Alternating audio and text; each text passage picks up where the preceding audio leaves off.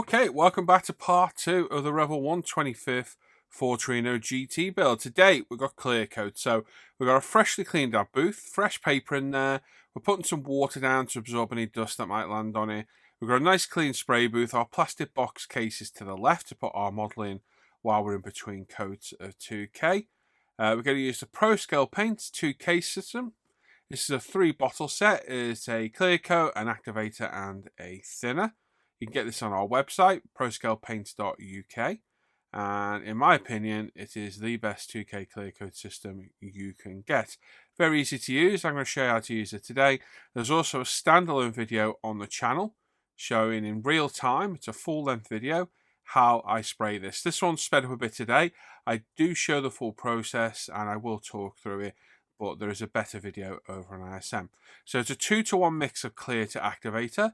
So if you put in, say, 6 milliliters of clear, you need 3 milliliters of activator. So we mix those together. Use the pipettes once and once only. Don't contaminate the bottles by putting them in and out of different bottles. Once we've used the activator pipette, we'll use that to stir the mix together, and then we'll throw the pipette away forever. We will get rid of it. We do not want to reuse it.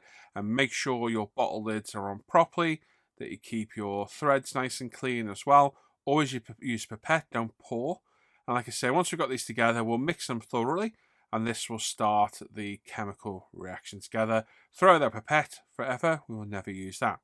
Now, for the first couple of coats, we're going to thin this with 5% thinner. So if we've got 9 milliliters of clear and activator, 5% of that is 0.45 milliliters, or basically half a milliliter. So using the half a milliliter mark on a pipette, we'll put in half a milliliter of thinner. Again, fresh pipette, we'll use that to mix the mix together. Give it a good thorough mix, and then again, we'll throw the pipette away and never ever use it again. We're going to strain the 2K. As I say, if you're not careful, you'll get activator drying on the threads of your bottle. So this will ensure that just in case anything falls in, you get rid of it. We sell these 190 micron paint strainers over on our ProScale site as well. And there we go. There's our 2K mixture all nicely mixed. So we're going to load it up into our water CR revolution, so 0.5 revolution. We're at 22 psi. We give the model a clean over with our anti-static brush to make sure there's nothing on there. The decals have been drying for well over 24 hours. And here we go. So the first coat is going to go on semi-wet. I have sped this footage up. So we want a nice semi-wet coat, getting all those nooks and crannies, wheel arches, etc. To ensure we get nice even coverage. We're not trying to get a full wet coat down. We're just trying to get that semi-wet coat on. Like I say, there is a much more in-depth video on ISM. I will start to link them in the video description, I think. If you want to watch in-depth, you can see how I do it there. This is sped up just because otherwise it would just add to the length of the video. But I know people find these useful. And I treat every one of these build videos as if I'm showing people how to build this specific model. So I'll always go in depth showing, yeah, it quite often is the same stuff, but that's just the way my videos are done. And of course, we do all the smaller parts as well, paying attention to them all, not to knock them off. You don't want to drop any of these parts. Now, safety precautions, I've got my Scott full face respirator on.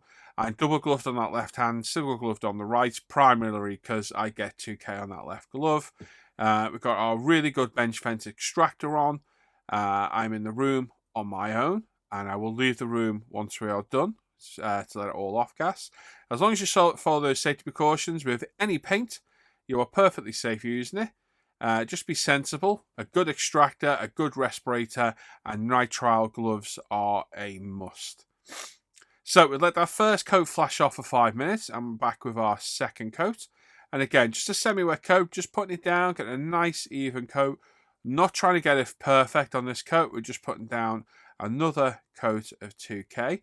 And what we'll do then is pop it back in its box for 90 seconds, let that 2K self-level, and have a look and see how it looks afterwards. Now, like I say, first two coats, the previous coat and this coat are thinned 5%. We're going to thin the final coat 10%. So whatever's left of our mixture, we're going to add another 10% of thinner. And when we spray our final coats, that will allow the 2K to self-level a lot quicker. and will give us a far superior finish. I've been testing all different thinning ratios, and it is definitely the most it's the ultimate kind of thinning ratio for this. That is what I would say. Of course, do all our small parts as well. Again, we're not trying to get a perfect finish on this. We're just getting a good coat of 2K down. Like I say, pop it back in the box. While we're doing that, and it's self-leveling, we're going to put all our 2K back into a fresh medicine cup so we can see exactly how much is in there. And we've got, say, 5 milliliters of mix left. We're going to add another half a mil of thinner, another 10% of thinner. Mix it up with a fresh pipette, clear the airbrush of any other 2K, and load it up with our heavily thinned or more heavily thinned 2K. So that's self-leveled a bit. You can see it's a very good finish as is, but I know I can improve on this. So nice light coat. It looks like a lot of paint's going down. It's not really. I've come a little bit further back from the model as well. So we're getting that beautiful wider pattern of the 0.5 airbrush, which is why I use a 0.5. And we're just getting in all those nooks and crannies and following a wet edge and keeping that wet edge all the way along. And obviously this footage is sped up, so I'm doing things a little bit quicker. And then once we're happy, we'll pop that back in there and give all the smaller parts. And again, that will self-level while it's sat in there. And we'll just give all these a quick blow over. Just remember the smaller parts, they don't need as much paint. So you don't need to go crazy on them. But what we're looking at here now is a glass-like finish. So I spray everything, we'll pop it back down. I'm going to get the body back out, have a good look at it. Beautiful finish on the roof. If it needs any more, we can put another quick coat on, not a problem at all. There you go, a little bit on the boot lid. Other than that though, I think that's looking pretty good. Use the light for your advantage, angle it, and you'll see any errors. You don't want any orange peel or any rippling. It should be glass-like, super smooth. How this is left now is how it's going to dry. So this is, again, getting the most potential out of your 2K. The better job you do now, the less polishing and less sanding you've got to do later. So, yeah, make sure you do a good job. Be careful of these loose parts, that you don't knock them or drop them because it is detrimental to the finish. And again, if it needs a little bit more 2K, don't be afraid to put a bit more on. It's very, very forgiving, our 2K. And after cleaning the airbrush, we've got a couple of specks of dust in there, just taking some pictures for Facebook. A couple of specks of dust, which is inevitable with 2K. That finish is absolutely beautiful. Once this flashes off and fully self-levels, we're going to be left with a beautiful looking body. So there we go. Airbrush is cleaned up with just normal lacquer thinner. We sell the paint thinner and cleaner as well. Just make sure you clean your airbrush thoroughly. Meanwhile, while that's off gas and I let my 2K cure for about a week, we're going to clean up all the other parts of the body. And there's quite a lot of parts in this kit, so we cut them all off of our Tamiya sprues. As you can see, quite a lot of parts. We've got all the small ones in a little tub and all the bigger ones on the left, so we've got quite a bit of cleanup to do. But using a combination of UMP sponges and thinny sticks, we're just going to work our way around and clean everything up. We've got a few parts to glue together. We've got the engine halves, the differential, we've got the cylinder heads to glue in place. So you need to work through instructions to figure out what needs gluing in place. So if it's engine colour, I'll glue it all on. Anything separate, we'll do separately. We've also got chrome to do as well. So you just need to be wary of your working process going forward. Like I say, we've got our Tamiya extra thin plastic weld mix here.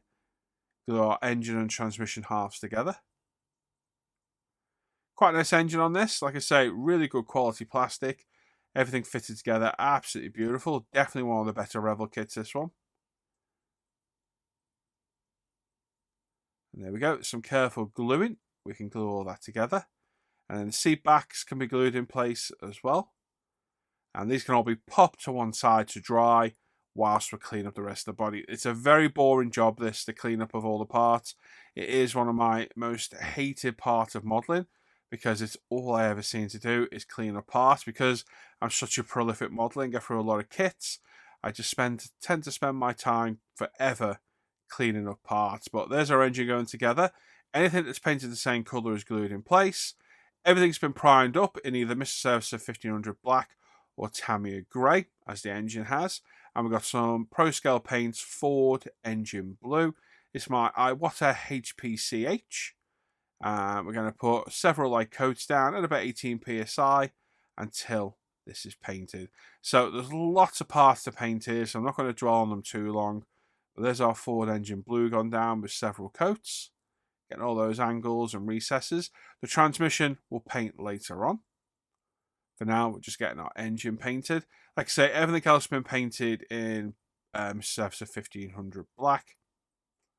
And then we've got some Pro Scale Paint Steel, which are going to do our rear leaf springs and differential. Now, I don't know it right now, but I've got these differential parts back to front. Yes, I've got the leaf springs back to front. So we have to dismantle this later and re-glue it in place. Thankfully, it came apart really easily. But basically, the way I've got it now, it puts the wheels too far back in the wheel arch. I followed the instructions, and the instructions have the parts reversed because the end of each one of these leaf springs is different. And the instructions definitely show it the way I've got it assembled, but it 100% goes around the different way. So if you're bearing this, bear in mind the instructions are wrong, and it does show the wrong parts in the wrong orientation. But the metallics from Pro Scale, the steel and stainless steel, absolutely beautiful. Pigmentation is fantastic. They cover really well. The metallic flakes are minuscule. They are super fine. You can see the coverage there of a black primer. Absolutely fantastic. So if you've not tried our metallic range, I would highly recommend it. They are beautiful paints. I am adding to them all the time. I want to develop a full metallic range. I think we're on about 10 so far, so certainly getting there. And as you can see, look at that, absolutely beautiful. It's a stunning colour. Like I say, all our paints are pre-mixed, so a lot easier to use. And being lacquer, they dry super fast. It's an absolutely beautiful colour, the stainless steel. And then our seats. So the seats we've gone on this one, jet black leather. Just a plain black leather, black on black interior. We're going to have an anthracite grey floor in this one. Just for a change. But yeah, it lays down nice. We've got a full range of leather colours as well. We've got quite a lot in the leather range now. I bet there's about 20 colours in there. And again, we take colour requests. There's a colour you want, be it exterior or interior. Give us a shout. There's no extra charge for doing custom colours at all. You just order a 30ml bottle of paint. You don't need to order massive amounts of paint. Like I say, we do colour requests at no extra charge. And all leather colours are absolutely beautiful. So, yeah, go with jet black leather on this. I normally do Napa black, but I thought I'd go with jet black today. Give it a nice dark black interior, which is pretty typical for the time, I think, of these cars. So it's a case going around. A couple of light coats, building it up. Again, we don't want heavy coats. Just nice light coats. It covers really quick over the black primer. So just take your time until you've got everything painted. Dashboard and all these other parts here now, they've been done in Tamiya LP5 semi-gloss black. I've gone for a different look on the dashboard. Lots of semi-gloss black on the car. It's probably one of my most used colours. So a couple of coats on everything. We can put this on a little bit wetter. You don't need to hose it on though, but just go for all the parts nice and slowly, building it up. And again, everything else is painted off camera. Now the chrome's good in the kit. As always, the locator points on the sprues are in places you can see. So it pretty much negates the reasoning for having them chromed. But anyway, we're going to cut all the parts off we want and dechrome them all. We've got 2 sets of wheels to pick. I've picked a set that I don't know what they're called. I'm useless with American stuff. Speaking of American stuff, there's my Office Dunder Mifflin paper company mouse mat my partner Hannah bought me at Christmas. Very cool. Sorry it's in shot. I must have been doing something. And to dechrome the chrome, we're going to use some Domestos thick bleach. So this is my go-to method. It either works or it doesn't. There's no in between. And you'll literally see this vanish before your eyes in less than 60 seconds. It does work really well. If it's going to take the chrome off, it'll normally do it straight away. And Revell Chrome generally is pretty reliable for being stripped. And then we're going to come back and redo the chrome with the Pro Scale Paint Chrome system. So I'll run through that. There is a standalone video on the chrome on the channel, but I will run through it on here as well. And if you watch, you can literally see that chrome dissolving before your eyes. I'm just turning that grill around because it gets air trapped in it. The bleach won't work. You see all the parts in the background are now almost white, as is that grill. Works very, very well. Well, then take all the parts out, rinse them in cold water, and then dry them all. And then here we are, about an hour later, clean them all up. So they're going to have some seams on them. They're going to need general cleanup all around. So again, bit of a boring job cleaning everything up. But again, try and do as good a job here because we are going to chrome these. We've got some sprue locator points to cut off and sand back. Nice and simple. Again, nice and clean. You can leave the kit chrome on if you want. I think it's too chrome. It looks toy-like. I'm never really a fan of using it. Our chrome system, Pro Scale, is one of the only chrome systems, chrome paints that you can actually touch and it doesn't rub off. But it is it is a process in doing which I'll run through. The exhaust I've drilled wider and opened up the end of a reamer. And the first process of the chrome journey is some Mr. Surfacer 1500 black. And we're going to prime everything black in preparation for some 2K clear coat. So as I say, I'll run through each step. Like I say, we're going to prime everything in black first. It will then be 2K cleared. It will then be chromed. It will then be sealed. And then 2K cleared again. And you have a chrome looking paint that can be handled as much as you like. It's virtually indestructible once done and looks absolutely great. I went with a different cam cover or valve covers on the engine on this. I prefer the look of them. And obviously we've got all of the parts. There's quite a lot of chrome to do on this. Some very small parts as well. They're all mounted on cocktail sticks. So just be careful what you're doing. Don't lose any of the parts, especially when cleaning the bleach off. It's very, very, very easily done. So just take your time, make sure everything's accounted for when you're done, and don't be rinsing your parts down the sink. I might have been there and done that once or twice. Yes, it's not good. Now, we're going to wire this engine up. I am using gopher distribution leads, very blurrily, as you can see. And I've got one left after this. This is the second to last one. So we're going to drill out all the points on the engine. Hopefully I'm putting these in the right place because I've been pointed out before I drilled them in the wrong place. And as usual, people don't read the comments in YouTube videos and you get 400 people telling you the same thing repeatedly over the course of months. So yes, hopefully this one's in the right place. I've only got red ones left of these gophers. They're not the best quality. There are much better ones out there. So hopefully I can get hold of some new ones soon. We're going to test fit everything.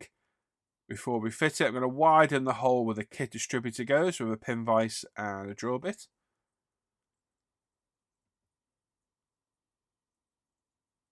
There we go. Clean it all out. And then we're going to cut the distributor a little bit shorter with our metal cutters. There we go. And just test fit it that it fits in place fine, which it does. We're going to paint it black. So this is distributor painted black. And then just loosely place it in. It doesn't need gluing. Fits in absolutely perfect. There we go. And then we can wire the engine up in a little bit. Brake discs, they've been painted in Pro Scale steel as well. And we're going to brush paint the calipers in X1 enamel gloss black. So nothing special. You can't even see any of this through the wheels. This is basically done for you guys. It is a part of the modelling, so it should be done. Nice careful brush paint with enamels. And again, because we're putting lacquer enamel over lacquer, it'll just wipe off anyway. Meanwhile, it's been a week since we did the body. In fact, I think it's been a couple of weeks because I've been working on different projects on and off. And we're going to flat it back. Now, I'm going to do this body with 3, 6 and 8000 Trizic pads. Going forward, I am probably just going to use the 6 and the 8 because what I noticed was fine scratch marks in the paintwork. Now, 2K dries really quick, but it takes quite a while to fully cure. So a week is good enough for what we do. I think on real cars, I recommend about a month because obviously real cars are baked, so it dries the 2K a lot quicker. My 2K air dries. So I think using the harsher 3000 grit paper has put micro scratches in the paintwork that makes it a little bit more difficult to remove because our 2K just hasn't fully cured. And that goes for any 2K. Whilst they may appear dry, they are not fully cured for quite some time. So I had to repolish a couple of spots on this to get rid of those micro scratches. So I think going forward, I think the 3000 is a bit aggressive for this. I think going forward, I can get away with 6 and 8 because, yeah, it does just as good a job. The tricep pads are very efficient. We did have some very liquid, washing up liquid in with the water on those for lubrication. And here we are with our polishing pads again. So this is the Menzerner 3500 compound. We've got the the medium cutting compound sponge on our little drill here. And we're going to very gently and purposefully go around and polish all the body up. Now, we need to be careful of any edges or raised areas because it's very easy to burn through. This is my second time using this polishing system with the pads, the drill, and the Menzerner compounds. And boy, does it work well. Does it work really well. But like I say, after going through the full process, I could see ever so slight scratches in the paintwork. And I think it's just that slightly aggressive 3000 grit. And like I say, going forward, I think we're going to stick with the 6 and the 8. So it's going to work our way around the entire body.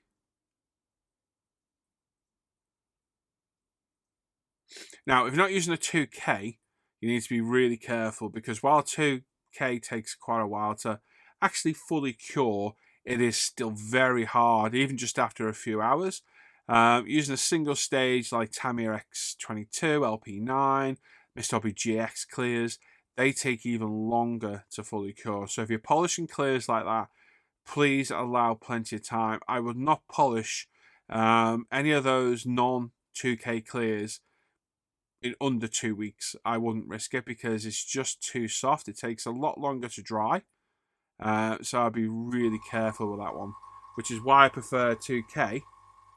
Sorry about the compressor. Is why I prefer 2K because it's just a faster product to work with. So we've gone through the compound, we've shined it up, polished it up, wiped it off, buffed it back up, and we're here with the 2500 now.